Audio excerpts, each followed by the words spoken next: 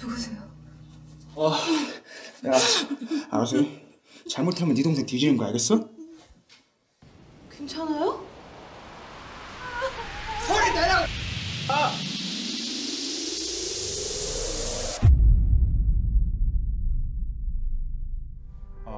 저는 영화 언니를 연출한 김인욱 감독이라고 합니다. 반갑습니다. 네, 저는 영화 언니에서 윤지 역할을 맡고 있는 박지혜입니다. 처음에는 영화의 프로듀싱을 해주신 PD분이 있는데 저랑 이제 하루가 멀다 하고 통화를 할 정도로 아이디어를 많이 나누는데 어느 날 갑자기 한 가지 아이디어를 소스를 제공을 한 거죠. 그 이야기를 듣고 나서 다른 글을 쓸 수가 없게 된 거예요. 계속해서 자꾸 생각이 나는 거예요. 해서 이 시나리오를 4시간 만에 완성을 했어요. 청소년들이 이제 과거에는 이제 왕따를 시키면 좀 이렇게 고립시키거나 뭐 이런 식의 괴롭힘을 많이 했었는데 현대에 와서부터는 기사를 보면 성매매를 시킨다거나 이런 기사가 굉장히 많더라고요. 좀 더 이제 시간이 지나면은 더 많은 인간성이 상실이 돼서 이제 우정을 버리는 것이 아니라 이제 가족 간의 그런 핏줄까지도 이제 버릴 수 있는 상황이 오지 않을까라는 생각 때문에 그런 것들을 방지하고자 좀 과감하게 이제 시나리오를 썼던 것 같습니다. 오디션을 이제 올렸을 때, 공고를 올렸을 때 지원자가 한 300명 가량 됐었어요. 7명 뽑는데 그때 여배우 중에서 가장 먼저 들어오신 배우님이시거든요.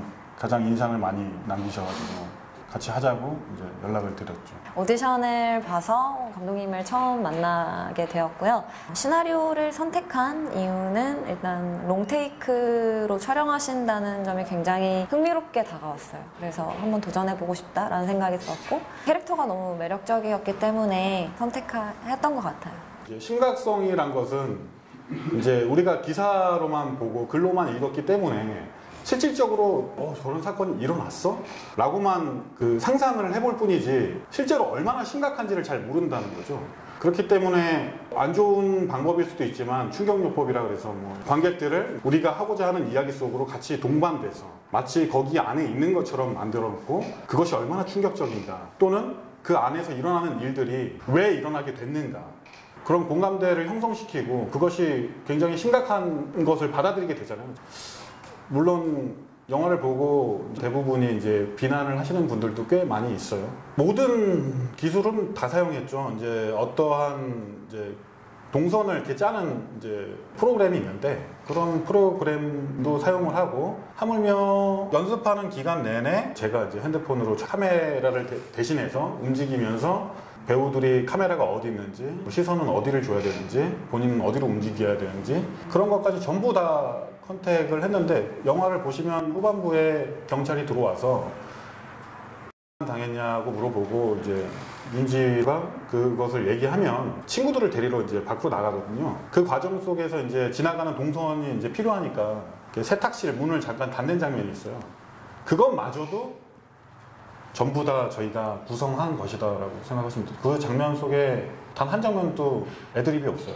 영화를 보면 이제 실질적으로는 범죄만 집중해서 보게 되는데 사실은 미술도 제가 했기 때문에 미술 이제 미장센 속에다가 이제 그 이유나 롱테이크라서 이제 인서트를 촬영할 수가 없기 때문에 그런 것들을 많이 심어놨었어요. 엄마는 나오지 않지만 엄마가 어떻게 공부 잘하는 언니와 동생을 차별을 했는지 사소한 이야기부터 그 진짜 가족을 배신하고 그 가족이 자기 가족이라고 느끼지 않기 때문에 다른 가족을 찾아 나선 거잖아요. 다른 무리. 네, 그렇죠. 그러니까 가족도 무리니까 이 원래 있던 무리에서 새로운 무리로 이전해 가는 건데 그 새로운 무리가 원래 있던 무리를 파괴하는 거니까 그게 앞으로 일어날지 말란 법이 없으니 이제 우리는 그것을 대비해야 할지도 모르고 아니면 일어나지 않게 이것을 보고 심각성을 느끼고 우리가 더 많은 관심을 가져야 되지 않을까.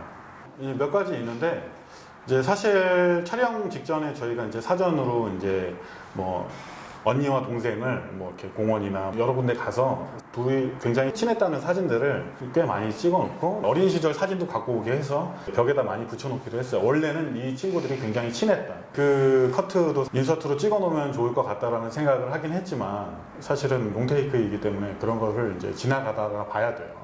또한 이제 가족 사진이 있는데 잠깐 이제 한 2초, 3초 정도 이제 비춰지거든요. 그 사진을 보면 언니는 웃고 있고 동생은 인상을 쓰고 있는데 이제 포스터에도 사용이 되긴 했어요. 엄마가 언니만을 안고 있는 거죠. 그런 부분들이 가족이 어떻게 붕괴되고 있는지를 보여주는 과정이고, 엄마는 지금 야간에 일하러 나간 상태고 언니와 동생이 있는데, 나가면서 엄마가 뭐 이렇게 맛있는 게 있으면 뭐 치킨 같은 거를 이제 냉장고에 넣어놓는데, 자매잖아요.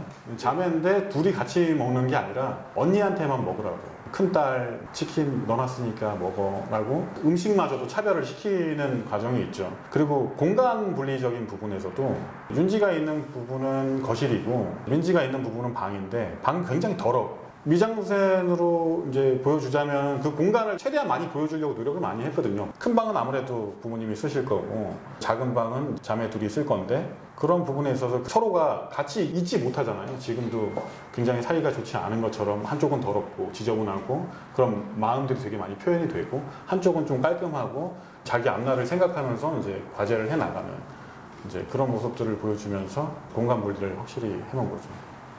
시나리오를 처음 받고 이거를 롱테이크로 작업한다고 하셨을 때 이거를 어떻게 롱테이크로 촬영을 할 수 있을까? 의문이 먼저 들었던 것 같아요. 그리고 그걸 내가 이끌어가야 하는데 처음부터 끝까지, 뭐 물론 주변 배우들과 앙상블도 있지만 그걸 내가 해낼 수 있을까? 이런 생각이 먼저 들었던 것 같아요.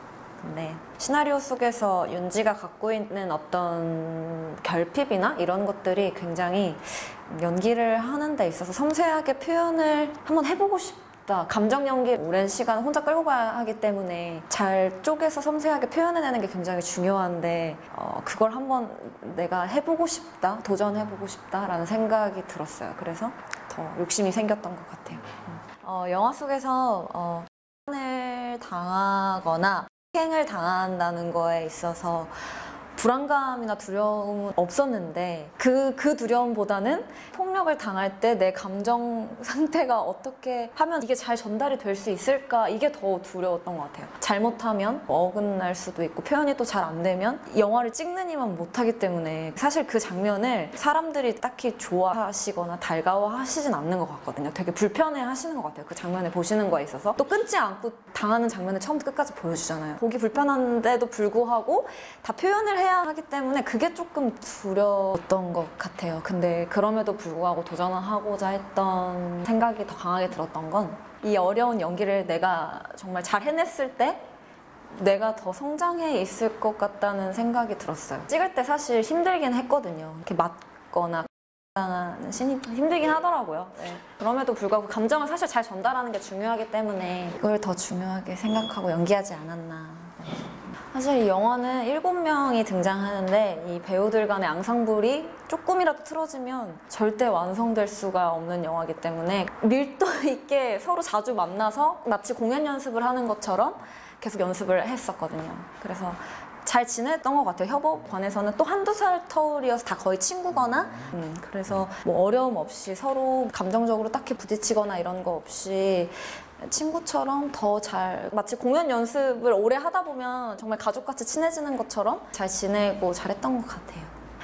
아웃테이크를 갔는데 이게 사실 좀 억울한 게, 영화 속에서는 제가 맞는 장면이 그렇게 아파 보이지 않게 나와서 저 되게 억울하거든요.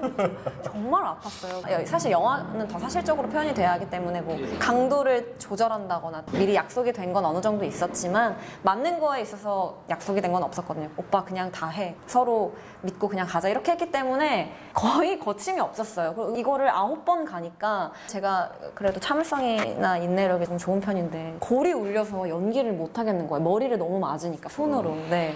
그래서 8테이크까지 가고 침대에 제가 뻗어 있었죠. 내가 이거를 오늘 어떻게 완성시킬 수 있을까? 이렇게 뻗어 있었는데 감독님이 뭐라고 하셨죠? 제가 이제 혼자 시기하고 있는 과정에 네. 들어가서 그만 찍자. 맞는 거를? 아니요, 그냥 영화를 오늘 그만 영화를 접자. 네가 이렇게까지 해가면서 찍어야 되는 그런 영화는 아니다. 사람이 더 중요하지 영화가 중요하지 않다. 그렇게 얘기를 했던 것 같아요. 이거 편집해볼게, 이렇게 마음 편하게 하려고. 사실 롱테이크는 편집이 안 되잖아요. 잘라서 해볼게 라고 하셨는데, 왜냐면 그 전에 8테이크까지 찍어놓은 게 있으니까. 예, 그렇죠. 근데 질문하기를 편집할 게 있냐고. 롱테이크를 뭘 편집을 해요. 그래가지고 너무 욕심이 이걸 버릴 수가 없었어요. 롱테이크로, 원테이크로 갈 수 있는 이 영화를 나 하나 때문에 잘라버린다는 건. 그래서 아니에요, 감독님. 마지막으로 한번 해볼게요 하고 이렇게 일어났던 그 장면이 아직도 너무 생생해요.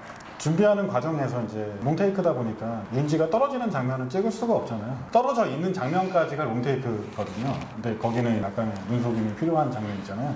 그러다 보니까 이제 밑에 이제 다른 배우가 대기를 하고 있었어요. 이제 차 안에서 추위를 견디면서 그때 PD와 무전을 받고 상황이 되면 이제 가서 들어 눕는 거죠. 같은 옷을 입고. 저 대신에. 네, 베란다로 피해 있고. 근데 그것을 보고 주민분이 이제 신고를 한 거죠.